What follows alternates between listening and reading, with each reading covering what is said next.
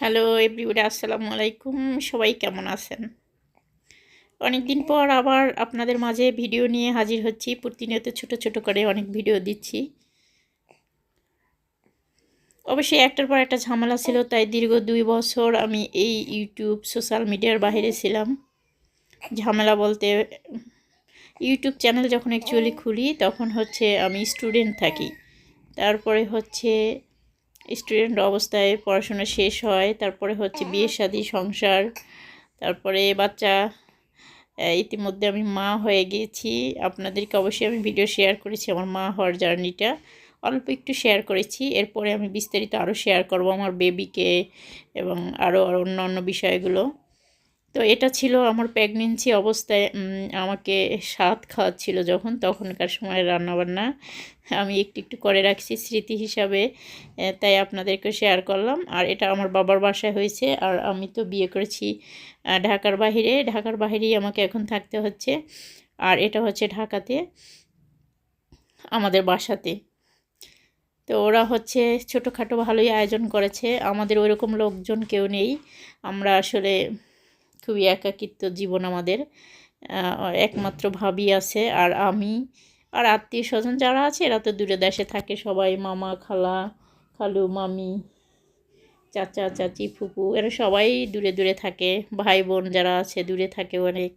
সব মিলিয়ে এখন বর্তমানে আমি ভাবি ভাইয়া এরকম ছোটোখাটো সংসার আমাদের। আর এদিকে শ্বশুরবাড়ির লোকজন সবাই আছে, কিন্তু শ্বশুরবাড়ি দূরে হওয়াতে ওরাও মানে সব সময় আমাদের সাথে একত্রিত হতে পারে না। সব মিলিয়ে আর কি এরকম মানে কঠিন ক্রিটিক্যাল টাইম পার করতে হয় আমাদেরকে, অ্যাকচুয়ালি নিঃসঙ্গ টাইম, যেটা ওরাও একাকিত্ব ফিল করে, ওরা দূরে থাকে আমার শ্বশুরবাড়ির লোকজন। আমিও দূরে এসে এই ভাবিদের সাথে আছি, আমিও একাকিত্ব ফিল করছি। আর প্রেগনেন্সির সময়টা তো অনেক কঠিন থাকে, এটা সবাই জানে। ওই সময়টাতে খুব খারাপ সময় পার করতে হয়। তো সবারই এটা অভিজ্ঞতা আছে, আমি আর কি বলবো। আমি যদিও ফার্স্ট, কিন্তু আমার কাছে খুবই একদম ভয়ঙ্কর সময় ছিল। তো যাই হোক, সব মিলিয়ে তারপর আমাকে ওরা একটু আনন্দ দেওয়ার বা একটু মানে মাথা রিল্যাক্স রাখার চেষ্টা করছে, বা আমাকে একটু খাবার দাবার দিয়ে বিভিন্ন রকমভাবে ওরা আমাকে আর কি একটু ভালো রাখার চেষ্টা করছে। তো ওরা অনেক আয়োজন করেছে, আপনি অবশ্যই আমার কথার গল্পের মধ্যে মধ্যে দেখছেন যে ওরা কী আয়োজনগুলো করছে। ওরা এই যে রোস্ট বানিয়েছিল, গরুর মাংস করেছিল। ওরা চেয়েছিল রেডিমেড একটা ডালা অর্ডার করবে বিভিন্ন পেজ থেকে, তারপর আমাকে খাওয়াবে। তো আমি বললাম যে না, ওদের খাবার কেমন না কেমন হয়, আবার ওরা হয়তো এক্সট্রা বাহিরের এইগুলো মেডিসিনগুলো দিতে পারে, এই জন্য আমি নিষেধ করেছি। ভাবিকে বলছি আপনার কষ্ট হলো বাসায়। যাই হোক, ওরা অনেক আয়োজন করেছে, রোস্ট, এই যে রোস্টের রান্না করছে দেখেন, আর এইদিকে মিষ্টি বানাবে মনে হয়, সেজন্য মিষ্টির ছানাটাকে ওরা ম্যাশ করে নিচ্ছে। এটা হচ্ছে আমার ভাগ্নি, ও আমার সাথেই আছে।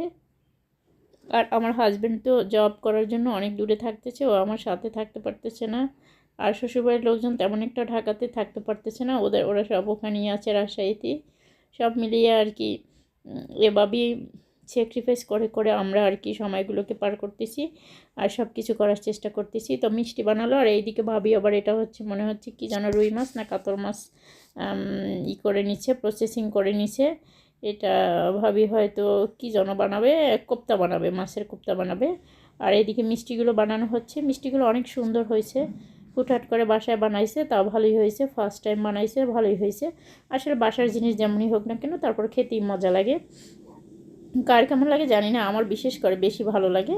তো বাসার সব কিছুই আমরা বাসায় করার চেষ্টা করছি, এই জন্য এই যে কোপ্তা বানাবে দেখে মাছগুলোর কাঁটাগুলো ছড়িয়ে নিচ্ছে। এভাবে সম্পূর্ণ মাছের কাটা ছড়িয়ে তারপরে হচ্ছে এর মধ্যে আরও অন্যান্য ইনগ্রেডিয়েন্টস অ্যাড করে তারপরে কোপ্তা বানাবে। সব মিলিয়ে আসলে এই ছোটোখাটো ওরা অ্যারেঞ্জ করছে, আপনাদেরকে শেয়ার করব কি কি করছে আমাদের জন্য, কি কি করে না, এগুলো সব শেয়ার করব। এদিকে মিষ্টি বানানো প্রায় শেষ, আর এদিকে ভাবি হচ্ছে কোপ্তা বানানোর মাছগুলোর কাটা ছড়িয়ে নেওয়া শেষ। আর আরেকজন এদিকে আবার মিষ্টিটা বসাই দিচ্ছে চুলায়, মিষ্টিটা বানানোর জন্য। এখানে হচ্ছে রাইস কুকারের মধ্যে পানি দিয়ে দিছে, পানিতে একটু মশলা আর চিনি দিয়ে দিচ্ছে।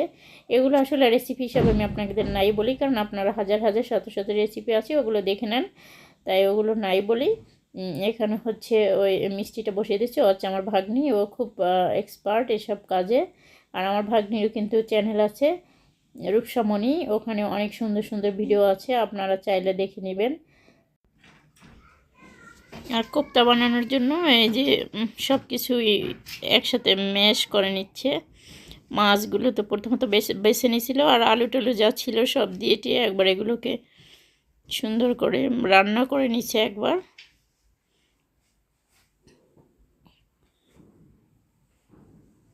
ফার্স্ট টাইম কোপ্তা বানাচ্ছে ভাবি, যেটা বললো জানি না কেমন হবে, আর সব কিছু ঠিকঠাক থাকবে কিনা বানানো শেষে বলা যাবে কি অবস্থা, কি হয়েছে না হয়েছে।